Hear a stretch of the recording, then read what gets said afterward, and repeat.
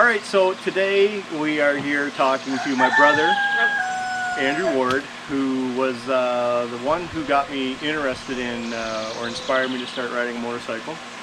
And Andrew is an actually very accomplished adventure rider himself. He has traveled from coast to coast, Canada, and he's also been to, if I'm not wrong, the southernmost part of North America. United States. And so Andrew's up here right now because we're just practicing for an open water swim. We've got Shark Fest. Yep. Alcatraz Island to San Francisco Bay. July 27th. And that's coming up. We're feeling it. Yeah, we were definitely feeling it because we just swam 2 kilometers out in the lake yesterday. A little bit of work there to do. So anyways, we're going to cut to the chase, and since I've got Andrew here, I want to pick his brain a little bit since I'm just starting out with getting on to doing motorcycle trips and the adventure bike culture and that type of stuff. What better resource to start with other than Andrew, who's been across the country, and maybe he can share some insights for somebody like me who's just getting started. So why don't you talk a little bit about some of the trips that you've been on? Yeah, no problem. It's definitely a great culture to get into, and definitely lots of opportunity to see the world this way. I think originally what inspired myself and a few of my friends to start out motorcycling was, like every good decision, it starts in a bar, and we were sitting there thinking about a friend of ours who's finishing his PhD in medical physics in BC, and we decided that you know, in 2 years, instead of actually just going out there and picking them up, we'll go on a motorcycle out there and drive them home. So none of us had ridden a motorcycle and didn't think that there was anything to that, but we came to realize that it was quite a bit of training and accessories and purchasing and all that to get ready. So it's definitely a big undertaking to go on a motorcycle ride and do adventure rides, and I'm really glad you're doing that. But 2 years later, we motorcycled out to BC, and that was our first adventure ride, and took about 6 days to get out there. We had a great time for about 5 days out in BC, and then we rode out 5 days back through the States. Nothing better, you know, seeing the mountains and seeing all the different terrain. Some days 12-14 hour rides, stopping maybe every 2 hours or so to get gas and ice cream sandwich, and you just ride together and straddle the lanes, and there's nothing better. You know, after that, it became pretty much that we would have to do that every year and waste the bank account. And we did Newfoundland the next year, went to the furthest eastern point, to the Avalon Peninsula, and went up through the Cabot Trail on the way back through Nova Scotia. That was amazing. Did about another 14-day ride that way, and that was fantastic. We just enjoyed seeing the Rock, the Newfoundland pubs, and fantastic. Nothing better than that. So one of the things that makes Andrew kind of unique is that the adventure motorcycle culture isn't brand specific, okay? And you don't own an adventure bike per se, but you're very confident on the motorcycle that you're riding. Why don't you talk to us a little bit about why you chose the Harley Davidson? Well, I think originally when I started motorcycling when I was younger, it was the whole my iconic, you know, Harley Davidson ride. So, you know, when you don't own a motorcycle, all you think about is all the movies that you've seen and just the whole culture around it. And I thought, well, if I'm going to do anything right, you better buy a Harley Davidson. And so I bought everything Harley. And you know, there's some gimmicky kind of like, not to knock anything around the culture, but around Harleys. But you know, now that I've more accomplished into motorcycling, I would say that there's other options out there. But when you start riding, definitely identify with what you know best, and from you know, what you've seen on TV or from your friends. But I bought everything Harley Davidson, and I got into the best bike that I could get into at that time was Harley Davidson Sportster in 2002. That's before they were rubber mounted, so it's a little bit of a Milwaukee vibrator. But it runs tried and true. And you're right about there's no brand specific. Even though I bought everything Harley, I bought all my gear, everything Harley, and it's held fast to, you know, never breaking. And I've watched a lot of other bikes fall apart while I've been on these rides. So not to tell you what brands those are, but But some of the riders that ride with me, they would ride Hondas and or Hayasangas, and so they're all different bikes, and you get to see how they run differently. And everybody enjoys different things. But I found that the Harleys have been tried, trusted and true for me, and I'm ready to upgrade probably later. Now, bucket lists are a big thing, as far as a lot of people have a bucket list that they want to do, and you've experienced a lot of it because you've been coast to coast, and you've been to the southernmost point, and you've been in the middle of the heartland of America. What's on your bucket list? What do you have left that you want to, if you could, like, realistically, and that's the other thing, is keeping a list concise and realistic, as far as give me 5 that you want to do that, or that you most likely think that you're going to do.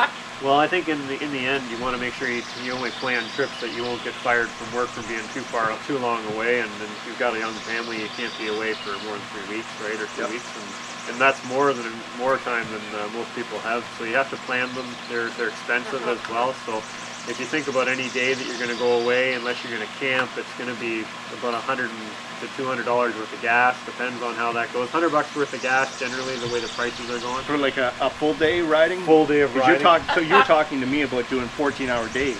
Yeah, that's pretty on the high end. Most days would be about 6 hours, and then you can probably get up to about 10 to 12 hours. It depends on whether you're going through the prairies or that sort of stuff, and then because there's nothing really between the cities that you want to get to, so your rides are quite long. And then it depends on how fast you're going. So if you hit construction, you hit bad weather, that kind of stuff. So you should always plan that you'll have at least 12 hours in a day that you'd be riding. You could break it up that you don't get there fast. So you could take the whole month off. I have friends that have done the Dempster Highway, and they've done everything up in the north. And they've taken a whole month and a half off to do that. So it depends. If you're retired and you wanted to just go through the United States or go through the Panhandle, that kind of stuff, you could do that for the whole summer. Yeah. But if you want to do it end to end, generally you need to take at least 2 weeks off. An end-to-end cross-country type thing? No, from here to go to the coast. Yeah. And if you wanted to experience a lot, we usually generally plan out at least 7 to 10 days, and if we can stretch it, we'll do it for 14. Yep. So then this trip upcoming, what we're planning on doing is going out. So that we've always wanted to do the Pacific Coast. Why don't you talk to me a little bit about your trip coming up, which is going to include the Shark Fest swim, and so you have a new trip that you're leaving for in a couple weeks. Yep. So the trip, the swim that you're planning on doing with us, which is awesome, in San Francisco, which is iconic. It's Alcatraz to San Francisco, so we're very pumped about that. But we'll motorcycle out there. So we're going to leave on the 21st. We'll go right down to Kansas, and we'll hit Denver, we'll hit Salt Lake City, we'll hit Reno, and then we'll go over to San Francisco, stay there for a couple of nights. Then we'll zoom down to San Diego.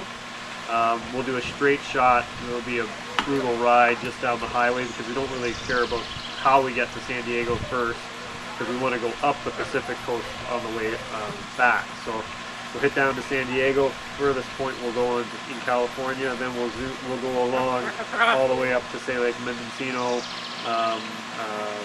and a number of the ports along the way along the coast. Take the Pacific Coast 1 all the way up to Seattle and do about 4 or 5 days just up the coast. That'll be beautiful riding, and anywhere from 6 to 8 hours, I would say, of riding a day. And then and you want to space all that out. Generally speaking, whenever you do a ride, you got to make sure that you have a number of stops within 2 hours to make sure if there's ever a breakdown or gas, that kind of stuff. So you can't get too crazy unless you want to bring with you in a pack gasoline and parts. But as long as you've got your main highways or your good, close to general like gas stations, that kind of stuff, you should be okay. So we'll do about 17 days. Once we hit Seattle, we'll zoom back back to Utah and do that kind of stuff. So we're pretty excited about that. We should be leaving on the 21st and back by the 4th of August. Very cool.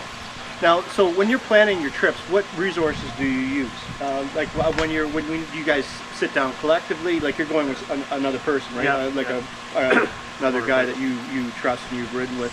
So how do you what resources do you use to plan trips? So you travel light, so you got to make sure that with you you have enough clothes for the entire trip, and you got to make sure that it's something that you can carry with you that's not going to break along the way. So generally speaking, I have my kits are saddlebags on the side, so I keep any tools that I might need. I've never had to do any fixes on my bike though, so I bring tools just for other riders. And so I've watched aftermarket pegs blow off in the mountains. I've watched parts of their throttle assembly go off. Duct tape, gas tanks. I watched one guy blow his gas tank off, and so Harley does work, and you don't have to really worry about that stuff. So, but nothing knocking any other bikes except every other bike that I've ridden with. Which he has not ridden with KLR 650. Oh, I've heard great things about them too. And so anyway, I bring the parts with me in the saddlebags, and everything has to be waterproof, so you have to buy high end. All your boots and everything have to be waterproof, because even though before you leave for a trip, you always say you're never going to ride in the gravel, you're not going to ride in the rain, you're not going to ride in the dark. And within the first day, you're riding in the gravel, in the dark, and the rain. So you can plan whatever you want, but you have to know you're gonna face the problems that you don't want to. So do you book ahead? Do you book hotels, or do you just? So that's part of the adventure culture. You wanna get there, and generally speaking, when we were younger, we would just go to the city that we wanted, or the point that we wanted to go to, whatever you wanted to do when you're there, and you would just look for the best hotel, and you say, I want to stay at that one, and you just stay there. So we would just live it up while you go on these trips, because it's iconic. It's the only time that you're going to do this. So we don't generally visit a town twice, and because you want to cross it off. Everybody's different though. Sometimes if you're motorcycling because you want to get to a point of interest and you want to experience the culture, that's very different. Motorcycling, adventure riding is, you either love riding or you don't. So we love riding, so it's not that you want to sit on a vibrator for 12 hours, but it's about the journey rather than the destination. So when we're at the points, you're pretty tired, you want to look for a good hotel, a good set of speakeasy bars or music or something like that. To relax, unwind. Just to unwind, and you can experience it, but it's the nightlife that we're trying to pick up in the cities. It's not like we're there to shop. There's nowhere to put stuff anyway. Yeah, you're not taking it back with you. Yeah. No, so I generally, when I'm at one of these major points, I want to make sure that I know that there's a shop, if there's a shop. For me, it's a Harley dealer or somewhere that fixes Harleys. Especially on the far end of these trips, you have to get an oil change, because it's about 5,000 kilometers everywhere we go. On the trip itself. On the trip. So the first trip that we did BC, it was 7,000 kilometers out there, and so I had to change oil when we got there, and then I would get a tune-up, and then I'd go back. You don't have to do that. Some motorcyclers, they like fixing their own bikes, and I respect that. But generally speaking, I don't put enough time into fixing my bike well enough that I want to put my life in my hands like that. So I always get it, checked out by a mechanic, and I know if they're good because I watch all of the work on my bike, like myself, and I know where things go. So if I think that they're not doing a good job, not that I'll ruffle feathers there, but I'll just go somewhere else after that. You get it checked out. So, because your life is in that bike while you're on the road. So you plan it out, you make sure that there's stops every 2 hours, you make sure that where you're going is where you in the major city, that you can get there relatively And you also started riding, adventure riding before cell phones and GPS. Yeah, that was a riot. So you'd have to memorize the routes, and the lead bike would be responsible for memorizing the routes. And so we just trusted that guy knew where he was going, and so you'd memorize at least the first, say 4 hours, and then you would stop for lunch, and then he would have to memorize the next part of it. And for the most part, you're sticking to major highways or main roads. Yep. So you're not getting too zigzaggy. If it was something like that, then it'd be a shorter ride, and then you're memorizing most of that anyway. So. So speaking of these, like you're riding 10, 11, 12 hour, sometimes 14-hour days. Yeah. How do you fight fatigue? Well, so sugar has a rush and then it slows down, so you got to be careful about that because, like I joked earlier about you grab an ice cream sandwich or whatever, and you're having a good time, but eventually you're having a grumpy ass time in the afternoon, and so you've got to be careful of that. So we usually take with us Scalas. So we bought some good. We can't use like walkie-talkies, but or like cell phones so much. You could. Now, I guess you could probably program there's apps and stuff like that, but we never really had that. So we wired Scalas into our helmets, and so they last up to a kilometer if you get separated from each other. And they're in radio transmitter. They're in radio, and they have radio on it too, so you can listen to the radio via board. But you find that you talk to each other, and you make sure that you play some 20 questions about 1,000 times, and you're just talking about what you want to do when you get to the city. You really got to like who you're going with. You got to like who you're going with. But, you know, sometimes some guys, you know, they eat too many ice cream sandwiches or whatever in the morning and they don't want to talk to you anymore. So you got to make sure you bring program. Now I program a bunch of different music and at first it was trial and error. So you would do like 5-hour energies, you would do, you know, your sugar and all that other crap and your coffee. But now it's as long as you like who you're traveling with, you're going to talk with them, and you're all trying to stay sane. Like you're going to go through bad weather at least 2 or 3 days of a long trip, and you can't wait it out. Like you can wait out an hour, but you can't wait out. You have to ride. So you know, and if you're retired or if you're going for like long, you don't have to be back and. You're like, hey, you know, I like the travel lodge. I'm going to stay here all day, and I can't wait to find out what the meals are like. You got none of those options here. So if you miss out on a day's worth of travel, you're pooched. You can't do the trip. So we ride through whatever weather, unless it's terrible, absolutely horrible. But we ride through storms and whatever. And so you have to stay sane. You have to talk to each other about how you're holding it together and what you're watching for traffic and you know, or if there's like a flood or something like that, you're in it together. So there's enough with the weather and each other that you'll stay awake. So the final question I got is what's the essentials that you pack in your Moto Go bag? So I've always packed a complete wetsuit, like a rain gear suit, just in case. I've done different things in the past where I would carry 2 helmets. I don't do that anymore. I just always bring a full face. I like the idea of a half helmet because it's cool. You know, you get the wind, you get more of the environment, but I've only ever found that I've ridden with 1 helmet the whole time, and maybe once. It's just a waste of space. So you just bring your best helmet that you like, bring the gear that you want, you know, change of clothes. You can find places that you can do laundry generally. So don't bring more than like I would say 5 days worth of clothes and things like that on a 17-day journey and a 14-day journey. And then you can do laundry when you're out there.